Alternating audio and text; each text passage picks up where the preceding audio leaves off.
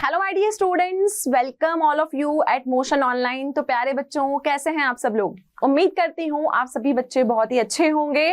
तो बच्चों, मैं हूँ आपकी रसायन विज्ञान की अध्यापिका क्रीना और कार्बनिक रसायन में हम पढ़ रहे हैं एनसीईआरटी का हमारा चैप्टर नंबर 14 और ऑर्गेनिक केमिस्ट्री का हमारा चैप्टर नंबर 5, जिसका नाम है बायोमॉलिक्यूल्स। हिंदी में मैं बोलूँ तो मैं उसको जैव अणु बोलूंगी। ओके, बायोमॉलिक्यूल्स का जो आपका पूरा चैप्टर है, मैंने आपको बताया कि हम उसको 3 सेशंस में पढ़ेंगे। पहले सेशन में हम कार्बोहाइड्रेट्स की चर्चा करेंगे, दूसरी बात में हम प्रोटीन्स के बारे में पढ़ेंगे और तीसरी चीज जो है हम विटामिन्स और जो भी बायोमॉलिक्यूल्स हमारे बच जाएंगे लाइक अमीनो एसिड्स और इन सभी की हम चर्चा करेंगे हमारे चैप्टर के एंड वाले पार्ट में। अब अगर हम एक बार दोबारा बैक में जाएं तो आप लोग समझ चुके हो कि अभी तक मैंने आपको जो भी 3 लेक्चर्स बायोमॉलिक्यूल्स में करवाए वो आपके कार्बोहाइड्रेट से रिलेटेड थे। आज हम लेक्चर नंबर 4 स्टार्ट करेंगे। तो पहले हम एक बार क्विकली रिवाइज कर लेते हैं कि हमने कार्बोहाइड्रेट्स में क्या क्या पढ़ा है। तो बच्चों, आप जानते हो कि जब हमने हमारा सेशन कार्बोहाइड्रेट से शुरू किया था तो सबसे पहले हमने ये देखा कि कार्बोहाइड्रेट्स हमारे पास में 3 कैटेगरीज में क्लासिफाइड थे। ओके, इनका क्लासिफिकेशन, इनका वर्गीकरण हमारे पास 3 कैटेगरीज में था।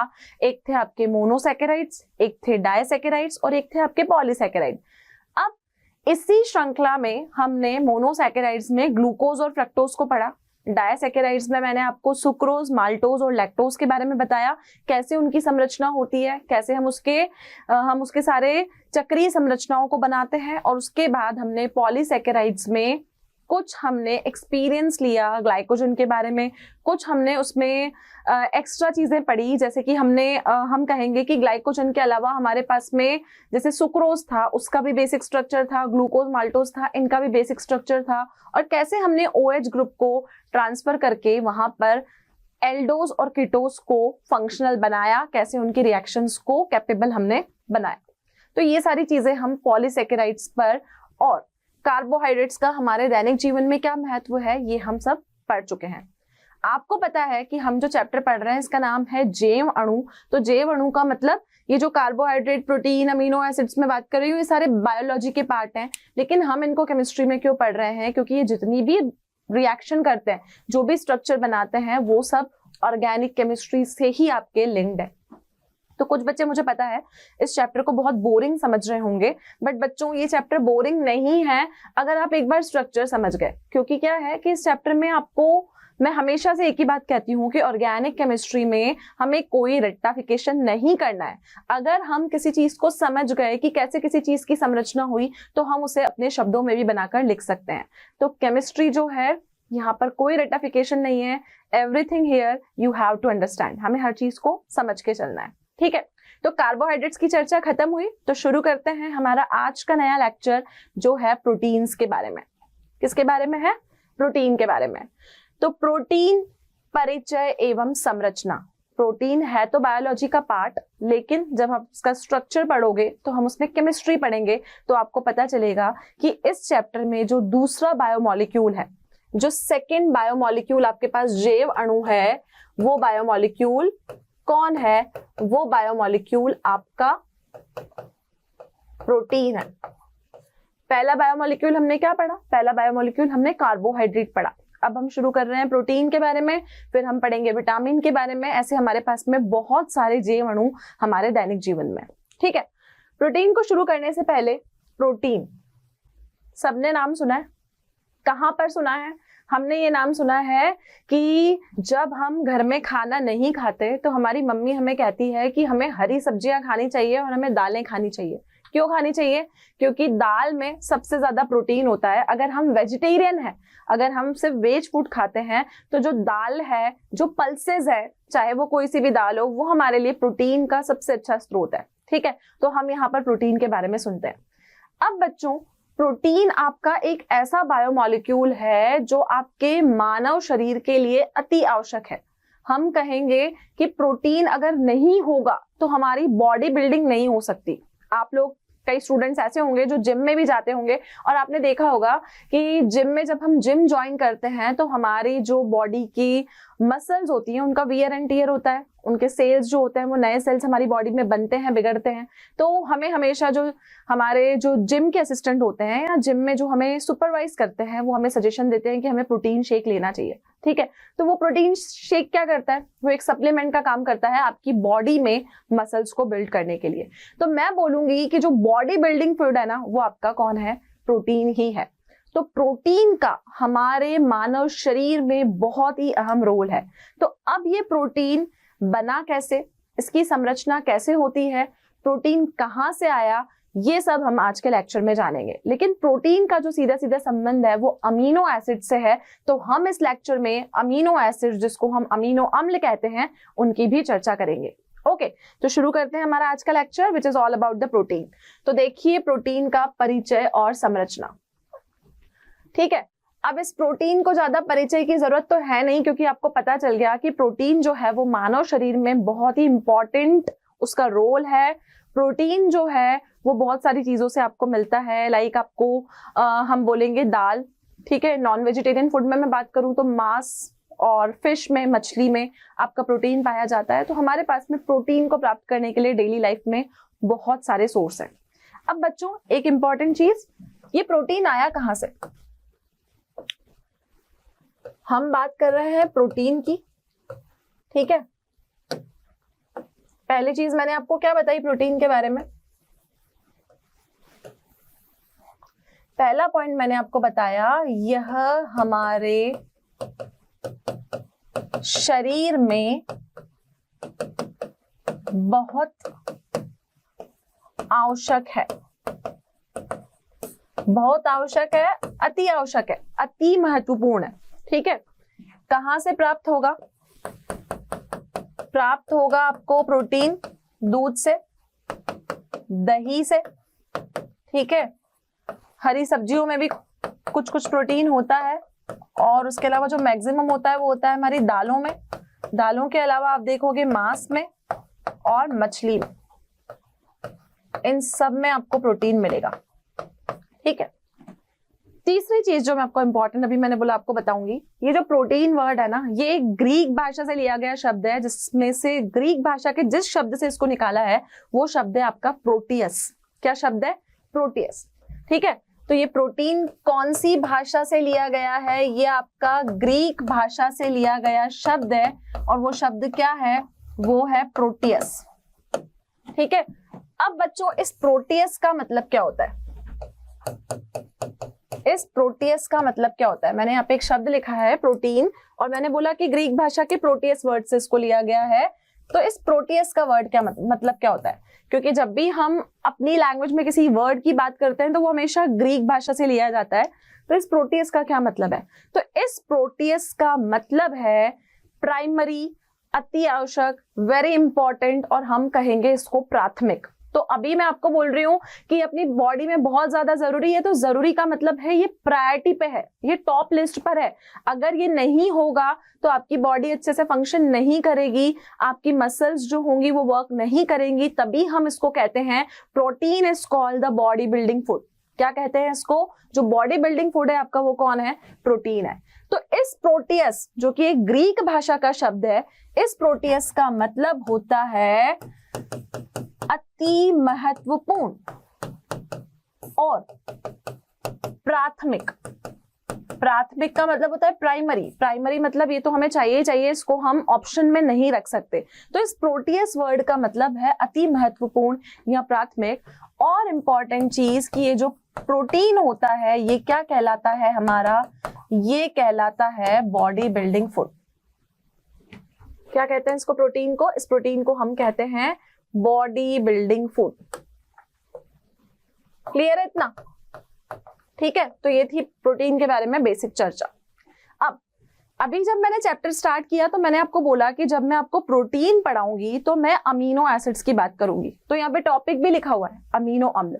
तो अब प्रोटीन और अमीनो अम्ल पे हम कैसे पहुंच गए, अभी तो हम चर्चा प्रोटीन की कर रहे थे।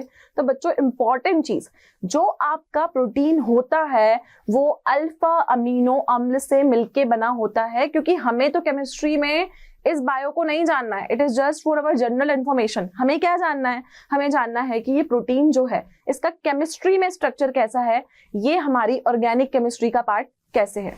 तो सबसे इंपॉर्टेंट चीज, जो प्रोटीन है हमारा वो किससे बनता है, वह अल्फा अमीनो एसिड से बनता है। किससे बनता है, अल्फा अमीनो एसिड से आपका प्रोटीन बनता है।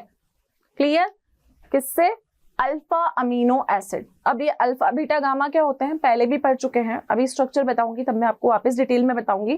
पर किससे बनता है, अल्फा अमीनो एसिड से बनता है। अमीनो एसिड मतलब अमीनो अम्ल, ठीक है। तो अब पिक्चर हमारी पहुंच गई दोबारा यहाँ पर, क्योंकि टॉपिक का नाम था अमीनो अम्ल, और मैंने ये जो आपको परिचय दिया, ये परिचय मैंने किसका दिया आपको, प्रोटीन का दिया। तो प्रोटीन को पढ़ना मतलब अमीनो एसिड्स को पढ़ना ही हो गया। तो पहले जानते हैं कि अमीनो अम्ल होते क्या है, ठीक है। आ जाओ मेन मुद्दे पे, अमीनो अम्ल, ठीक है। नाम में देखो, नाम में दो वर्ड छुपे, अमीनो और अम्ल, यही है ना, ठीक है। अमीनो और अम्ल दो वर्ड्स हैं यहाँ पर, एक वर्ड है एमिनो और एक वर्ड है मेरा यहाँ पर अम्ल।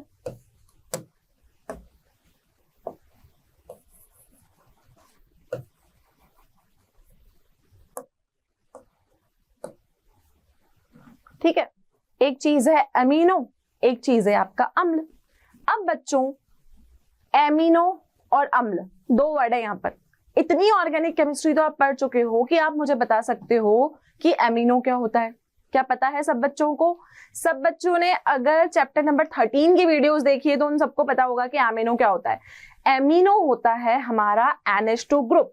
भाई हम पूरा चैप्टर अमीन्स पे पढ़ चुके हैं, तो कोई अगर आपसे अमीनो पूछता है और आपको नहीं पता अमीनो का क्या फॉर्मूला है तो फिर हमारा पढ़ने का कोई सेंस नहीं है। तो बहुत ध्यान रखो कि 4 चैप्टर जो मैंने आपको ऑर्गेनिक केमिस्ट्री के पढ़ाए हैं वो किसी ना किसी रूप में यहाँ पर मैं प्रयोग में लेने वाली हूँ, तो उनकी वीडियो क्लिप्स को पहले जरूर देखो, ठीक है, तभी ये चैप्टर क्लियर हो पाएगा। लेकिन कुछ बच्चों को ये नहीं सोचना है कि ये चैप्टर हमारा ज्यादा मार्क्स का नहीं है तो हम इसको छोड़ के चले जाते हैं। छोड़ के नहीं जाना है हमको हर चीज एग्जाम के लिए पढ़ के जानी है। और मैं बार बार कहती हूँ कि एनसीईआरटी किताब की एक भी लाइन आपको स्किप नहीं करनी है।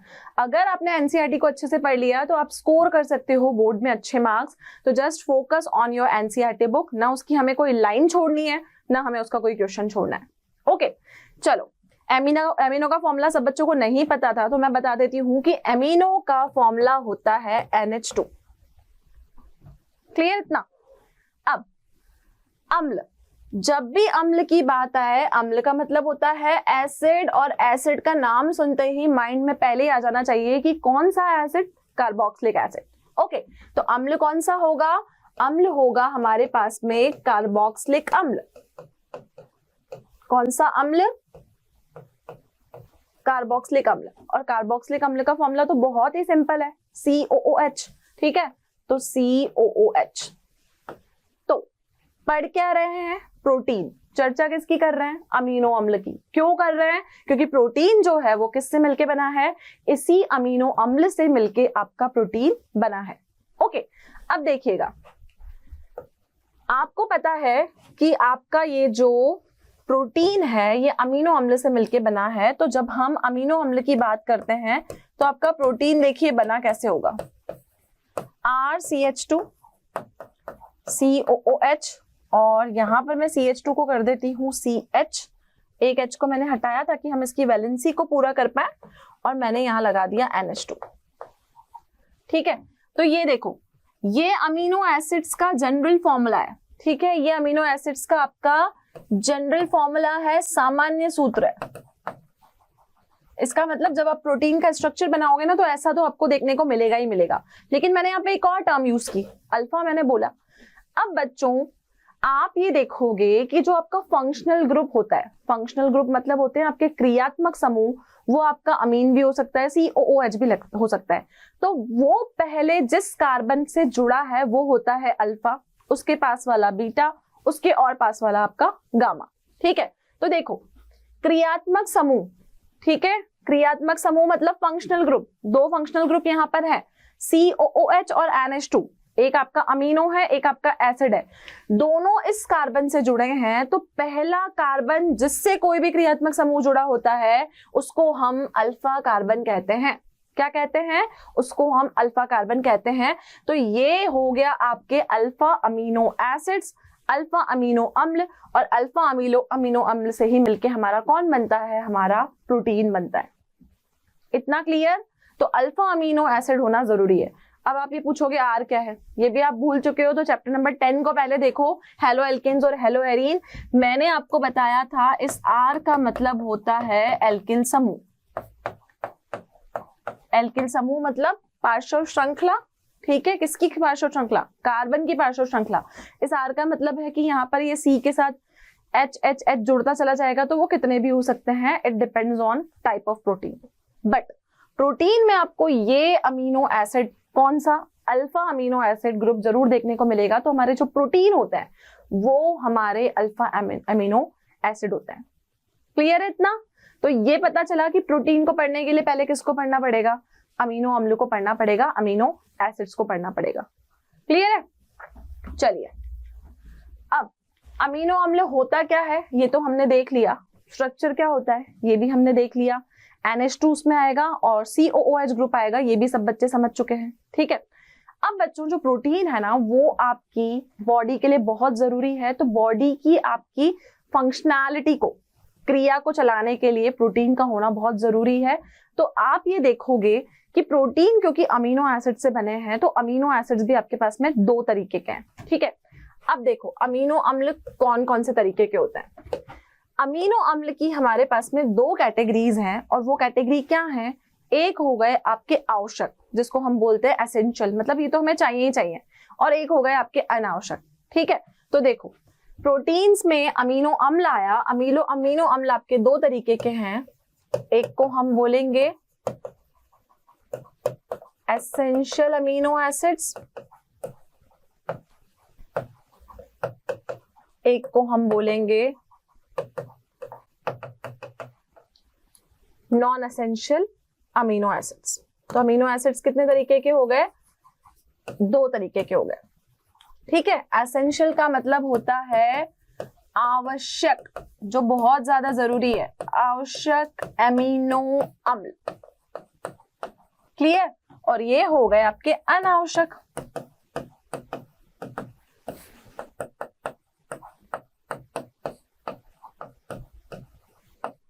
क्लियर इतना? तो एक हो गए आपके एसेंशियल वाले, एक हो गए आपके नॉन एसेंशियल या अनएसेंशियल वाले। तो जो एसेंशियल होंगे वो हमारी बॉडी के लिए आवश्यक हैं, और जो आपके अनएसेंशियल होंगे वो आपकी बॉडी के लिए आवश्यक नहीं है।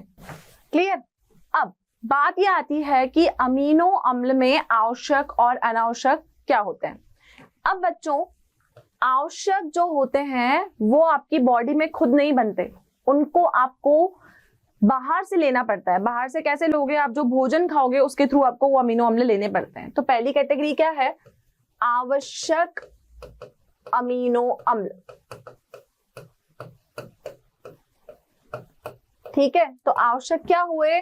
जो हमारे शरीर में संश्लेषित नहीं होते हैं, और जो संश्लेषित नहीं होते हैं उनको हमको बाहर से लेना पड़ता है। किस रूप में? भोजन के रूप में। तो देखिए पहली कैटेगरी आवश्यक अमीनो अम्ल, तो हम बोलेंगे यह हमारे शरीर में संश्लेषित नहीं होते। अगर ये आपके शरीर में संश्लेषित नहीं होते तो आपको क्या करना पड़ेगा? इनको आपको भोजन के में से लेना पड़ेगा।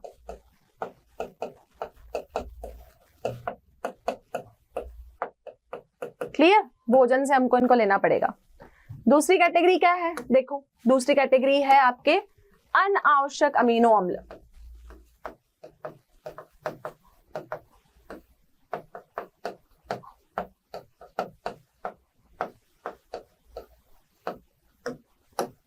दूसरे हैं आपके बच्चों अनावश्यक अमीनो अम्ल। अब अनावश्यक अमीनो अम्ल क्या होते हैं? अनावश्यक अमीनो अम्ल वो होते हैं जो आपके शरीर में खुद ही संश्लेषित हो जाते हैं। इसका मतलब इनकी कोई रिक्वायरमेंट नहीं है, लेकिन ये फिर भी खुद ही संश्लेषित हो गए आपकी बॉडी में। तो हम बोलेंगे यह हमारे शरीर में स्वयं संश्लेषित होते हैं, सिंथेसाइज होते हैं, और जो आवश्यक वाले हैं उनको हमको भोजन के रूप में लेना पड़ता है। तो अमीनो अम्ल आपके पास दो तरीके के हो गए, एक आपके आवश्यक और एक आपके अनावश्यक।